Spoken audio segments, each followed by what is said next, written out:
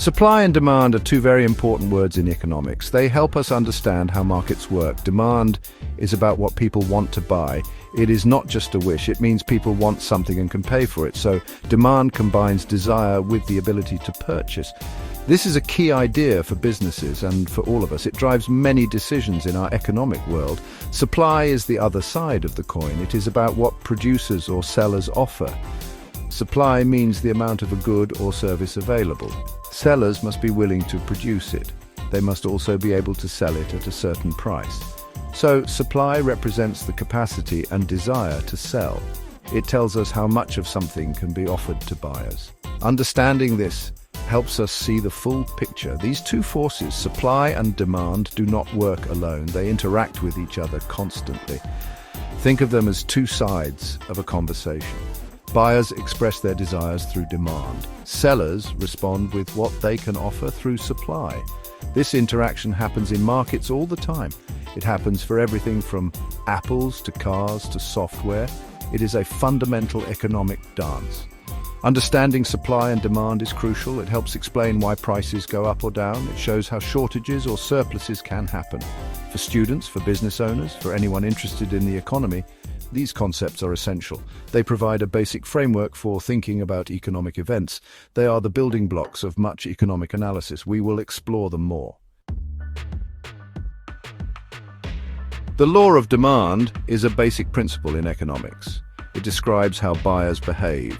It states that if the price of a good goes down, people will usually buy more of it.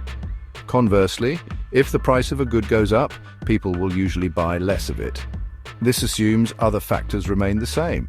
This relationship between price and quantity demanded is very common. We see it every day. Let's use an example. Delicious ice cream on a hot day. If an ice cream cone costs very little, say $1, you might buy 2 or 3. You feel it is a good deal. However, if that same ice cream cone costs $10, you might buy only 1. Or you might decide not to buy any at all. The higher price makes you think twice. This is the law of demand in action. This behavior makes sense for most goods and services. People generally want to get the most value for their money. When something is cheaper, it feels like a better bargain. Our limited budgets mean we have to make choices. A lower price allows us to stretch our money further, so we tend to purchase more. This is a fundamental aspect of consumer psychology and economic reality. Of course, price is not the only thing that affects demand. Your income matters, your preferences matter. The price of other goods, like frozen yogurt, also matters. These are called non-price factors, but the law of demand focuses on the strong effect of price itself. It highlights a predictable pattern in how we decide what to buy. It is a cornerstone of economic thinking. Now let's look at the other side, the law of supply. This principle explains the behavior of sellers or producers.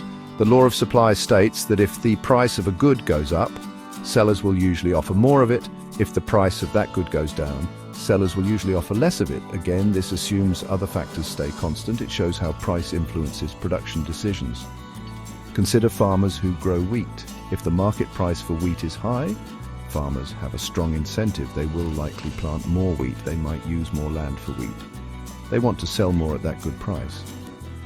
However, if the price of wheat falls significantly, farmers might decide to grow less wheat. They might switch to growing a different crop that is more profitable. This is the law of supply at work. Why do sellers behave this way? The main reason is profit. Businesses exist to make money, or at least to cover their costs. Higher prices usually mean higher potential profits for each unit sold. This encourages them to increase their production. They're more willing to invest the resources needed to make more goods. Lower prices, on the other hand, squeeze profit margins. This can make production less attractive for sellers. Like demand, supply is also affected by factors other than price. The cost of production is very important. This includes things like wages and raw material prices. Technology also plays a big role. New technology can make production cheaper and faster. This can lead to more supply. The number of sellers in the market also affects total supply, but price remains a key signal for suppliers. So we have buyers wanting low prices. We have sellers wanting high prices. How is the actual price of a product decided? Prices are not set by magic. They are determined by the interaction of supply and demand. This happens in what economists call a market. A market can be a physical place. It can also be an online platform. It is anywhere buyers and sellers connect. Imagine an auction. Many buyers are shouting out what they are willing to pay. Sellers are indicating what they are willing to accept. Buyers want to pay as little as possible. Sellers want to get as much as possible. This push and pull is what happens in a market. It might not be as loud as an auction, but the process is similar. It is a negotiation, sometimes silent, between these two groups. The price tends to settle at a point. This point is where the quantity of a good that buyers want to buy is equal to the quantity that sellers want to sell. This is often called the market price or equilibrium price. At this price, both buyers and sellers can make a trade they find acceptable. If the price is too high, sellers will have too much unsold stock. If the price is too low, buyers will want more than is available.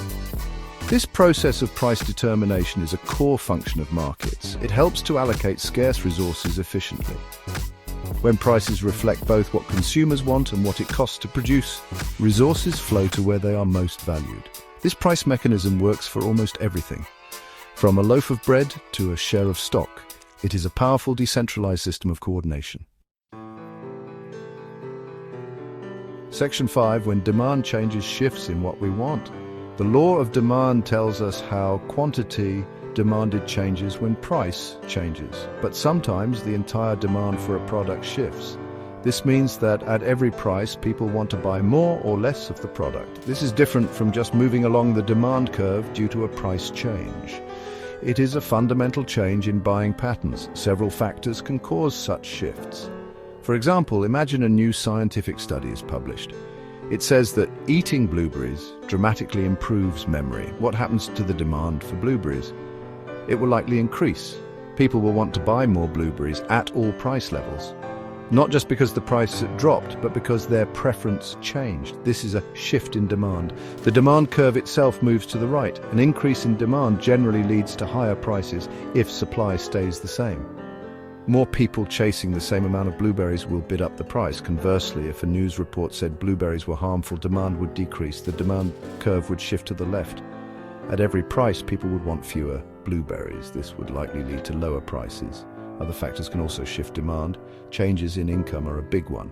If people's incomes rise, they might buy more of certain goods, like new cars. Changes in the prices of related goods also matter. If the price of coffee, a substitute, goes way up, demand for tea might increase. Changes in tastes and fashion are also constant drivers of demand shifts. Businesses watch these trends carefully. Section 6. When supply changes, shifts in what's available. Just like demand, the entire supply of a product can also shift. This means that at every price, sellers are willing and able to offer more or less of the product. This is not just a movement along the supply curve due to a price change. It is a change in the underlying conditions of production. Various factors can cause these shifts in supply. Let's take an example from agriculture. Imagine a severe drought hits a region that grows a lot of corn. The drought damages the crops. What happens to the supply of corn? It will decrease. Farmers will have less corn to sell at any given price. The supply curve itself shifts to the left. This indicates that less corn is available in the market. A decrease in supply, if demand stays the same, generally leads to higher prices. With less corn available, buyers will have to pay more to get it. Conversely, imagine a new farming technology is invented. This technology allows farmers to grow much more corn per acre at a lower cost. This would increase the supply of corn. The supply curve would shift to the right. This would likely lead to lower corn prices. Other factors can also shift supply. Changes in the cost of inputs are crucial. If the price of fertilizer, an input for corn, goes up, supply might decrease. Government regulations or taxes can also affect supply. If the government offers subsidies for renewable energy, the supply of solar panels might increase. The number of firms in the industry also matters. More firms mean more supply. Section 7. Market equilibrium, the balancing point. We have talked about supply, we have talked about demand, we have talked about price. Market equilibrium is the special point where all these things come together. It sounds like a technical term, but the idea is quite simple. It is the point where the market is in balance. There is no pressure for the price to change unless supply or demand themselves shift. At the equilibrium price, the quantity of a good that buyers want to buy is exactly the same as the quantity that sellers want to sell. Think of it as a perfectly balanced scale. On one side you have the desires of consumers, on the other side you have the offerings of producers. The equilibrium price is what makes these two sides equal. Everyone who wants to buy at that price can find a seller. Every seller who wants to sell at that price can find a buyer. What happens if the price is not at equilibrium? Suppose the price is too high, above equilibrium. Sellers will want to sell a lot, but buyers will not want to buy as much at that high price. This creates a surplus. Sellers will have unsold goods. To get rid of this surplus, sellers will likely lower their prices. This pushes the price down towards equilibrium. This is a natural market adjustment. Now suppose the price is too low, below equilibrium. Buyers will want to buy a great deal, but sellers will not want to sell as much at that low price. This creates a shortage. Buyers will be unable to find enough goods. To get the limited goods, buyers might offer higher prices. This pushes the price up towards equilibrium. The market naturally seeks this balancing point. Section 8. Real-world impacts supply and demand all around us. The concepts of supply, demand, and equilibrium are not just for textbooks. They are happening all around us, every single day. They explain many of the economic events we see and experience. Understanding them helps make sense of price changes for everyday items. It also helps understand bigger economic trends. These forces shape our world in countless ways. Think about tickets for a very popular sports game or a concert by a famous artist. The number of seats in the stadium supply is fixed and limited. But the number of people who want to attend, demand, can be extremely high. When demand far exceeds supply, prices for tickets can skyrocket. This is especially true on the resale markets. It is a clear example of high demand and limited supply pushing prices up. Consider the market for new technology, like the latest smartphones. When a new, highly anticipated model is released, demand is often very strong. Sometimes the company cannot produce enough phones quickly to meet this initial demand. This limited supply, coupled with high demand, means prices are usually at their highest point. Later, as production catches up and supply increases, or as newer models come out, prices tend to fall. Businesses pay very close attention to supply and demand. They use this understanding to set prices. They use it to decide how much to produce. They use it to plan for the future. Consumers also react. We look for good deals. We might delay a purchase if we think the price will fall. We might buy more if something is on sale. This constant interaction between businesses and consumers, driven by supply and demand, is what makes our economy dynamic. Section 9. Conclusion. The ever-present invisible hand. In summary, supply and demand are fundamental economic forces. They are like two sides of a pair of scissors. Both are needed to make things work. Demand represents what we want and can afford. Supply represents what producers can offer. Their interaction determines the prices of goods and services. It also determines the quantities that are bought and sold in markets. The economist Adam Smith, centuries ago, talked about an invisible hand. He suggested that when individuals pursue their own economic self-interest, they unintentionally benefit society as a whole. Buyers try to get the best value. Sellers try to maximize their profits. This process, guided by supply and demand, helps to allocate resources efficiently. It helps ensure that what is produced is what people want. This is a powerful idea. Understanding these basic principles is incredibly valuable. It helps us as consumers to make informed choices. It helps people in business to make better decisions. It helps citizens and policymakers to understand economic issues and debates. Whether it is about housing prices, the cost of food, or the job market, supply and demand are almost always part of the story. They provide a lens to view the economic world. The dance between supply and demand is continuous and ever-changing. Markets are always adjusting to new information, new technologies, and new preferences. This dynamic process drives innovation. It fuels economic growth. It responds to our collective needs and desires.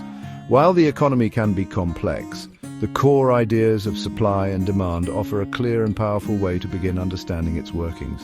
They are truly the invisible hand at play.